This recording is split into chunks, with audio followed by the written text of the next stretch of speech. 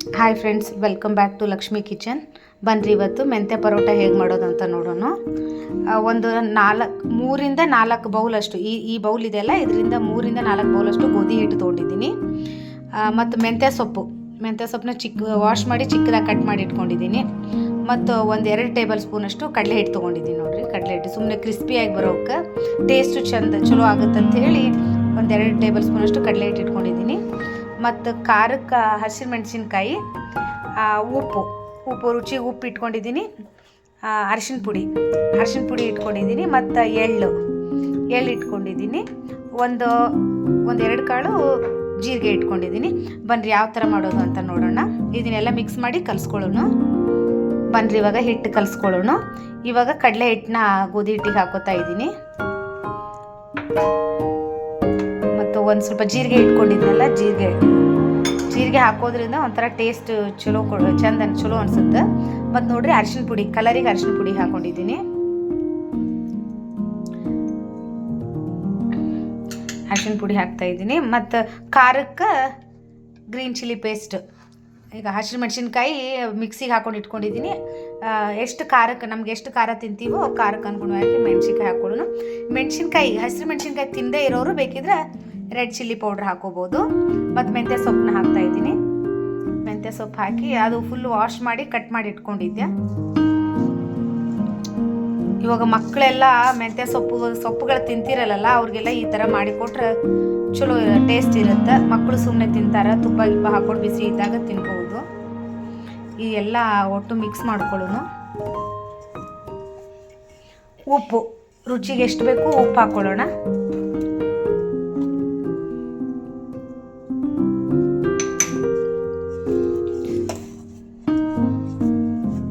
ನೋಡ್ರಿ, ಎಲ್ಲ full mix ಮಾಡೋಣ. ಚೆಂದಾಗಿ ಮಿಕ್ಸ್. ಚಪಾತಿ ಹಿಟ್ಟಿನ ಹದಕ್ಕೆ, ಇದು ಚಪಾತಿನೇ ಅಲ್ಲ, ಚಪಾತಿ ಹಿಟ್ಟಿನ ಹದಕ್ಕೆ ಕಲಿಸ್ಕೊಳ್ಳೋಣ ಎಲ್ಲ ನೀಟಾಗಿ. ನೋಡ್ರಿ, ಚಪಾತಿ ಹಿಟ್ಟಿನ ಹದಕ್ಕೆ ಕಲಿಸ್ಕೊಂಡಿವಿ. ಇವಾಗ ಬಿಳಿ ಎಳ್ಳು ಇಟ್ಕೊಂಡಿದ್ನೆಲ್ಲ ಎಳ್ಳು ಹಾಕೋತಾ ಇದ್ದೀನಿ. ಫುಲ್ ಎಳ್ಳನ್ನ ಹಾಕ್ಬಿಟ್ಟು ಚೆಂದಾಗಿ ಇನ್ನೊಂದ್ಸರಿ ಕಲಿಸ್ಕೊಳ್ಳೋಣ. ನೀಟಾಗಿ ಚಪಾತಿ ಹಿಟ್ಟಿನ ಹದಕ್ಕೆ ಕಲಿಸ್ಕೋಬೇಕು. ಇವಾಗ ನೋಡ್ರಿ, ಸ್ವಲ್ಪ ಎಣ್ಣೆ ಬಿಡ್ತಾ ಇದ್ದೀನಿ. 1 ಟೇಬಲ್ ಸ್ಪೂನಷ್ಟು ಎಣ್ಣೆ ಹಾಕ್ಬಿಟ್ಟು 10 ನಿಮಿಷ ಹಿಟ್ಟು ನೆನೆ ಹಾಕ್ಬಿಡೋನು. ಸೊಪ್ಪು ಹಾಕಿರ್ತೀವಲ್ಲ, ಎಲ್ಲ ಚೆಂದಾಗಿ ಹಿಟ್ಟು ಸೊಪ್ಪು ಎರಡು ಮಿಕ್ಸ್ ಆಗಿ 10 ನಿಮಿಷ ನೆನೀಲಿ. 10 ನಿಮಿಷ ಆಗಿಂದ ಪರೋಟ ಹೇಗೆ ಮಾಡೋದು ಅಂತ ನೋಡೋಣ. 10 ನಿಮಿಷ ನೆನೀಲಿ ಇದು ಹಿಟ್ಟು.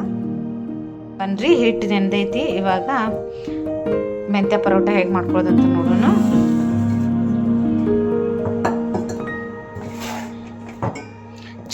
ಚಪಾತಿ ಹೆಂಗೆ ಲಟ್ಟಿಸ್ಕೋತೀವಿ ಅದೇ ಥರನೇ ಹಿಟ್ಟು ಹಚ್ಚಿ ಲಟ್ಟಿಸ್ಕೊಳ್ಳೋದು.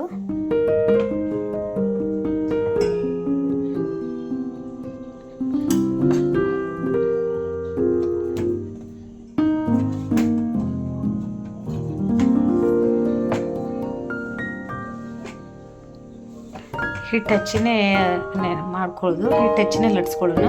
ಸೇಮ್ ಚಪಾತಿ ಹೆಂಗೆ ಲಟ್ಟಿಸ್ಕೋತೀವೋ ಹಂಗೆ ಹಿಟ್ಟು ಹಚ್ಚಿ ಲಟ್ಟಿಸ್ಕೊಳ್ಳೋದು.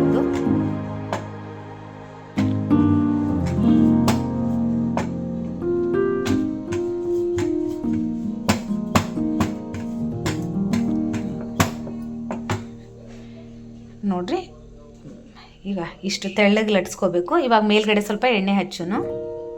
ಒಂದು ಸೈಡ್ ಎಣ್ಣೆ ಹಚ್ಚೋಣ ಸ್ವಲ್ಪ. ಬನ್ನಿರಿ, ಹಂಚು ಬಿಸಿ ಆಗೈತಿ, ಹಾಕೊಳ್ಳೋಣ. ಬನ್ನಿರಿ, ಹಂಚು ಬಿಸಿ ಆಗೈತಿ, ಹಾಕೊಳ್ಳೋಣ.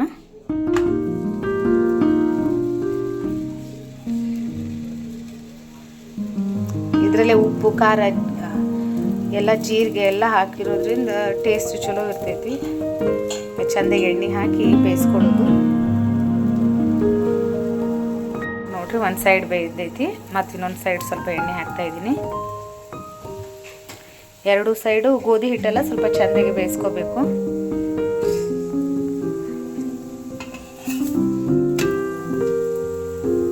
ನೋಡ್ರಿ, ಈ ಥರ ಜಾಸ್ತಿ ಜೋರು ಇಡಬಾರ್ದು. ಸ್ವಲ್ಪ ಬೆಂಕಿನ ಸ್ವಲ್ಪ ಕಮ್ಮಿ ಇಟ್ಕೊಂಡೆ, ಸ್ಟವ್ನ ಸ್ವಲ್ಪ ಕಮ್ಮಿ ಇಟ್ಕೊಂಡೆ ಮಾಡೋಣ. ಚೆಂದಾಗಿ ಎಲ್ಲ ಬೇಯಲಿ ಅಂತ. ನೋಡ್ರಿ, ಈಗ ಮೆಂತ್ಯ ಪರೋಟ ರೆಡಿ ಆಯಿತು. ಇದು ಉಪ್ಪಿನಕಾಯಿ ತುಪ್ಪ ಹಾಕ್ಕೊಂಡು ತಿಂದ್ರೆ ಒಳ್ಳೆ ಟೇಸ್ಟ್ ಇರುತ್ತೆ. ನೀವು ಒಂದ್ಸರಿ ಮಾಡಿ ಟ್ರೈ ನೋಡಿ.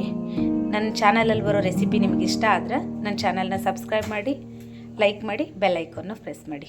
Thank you.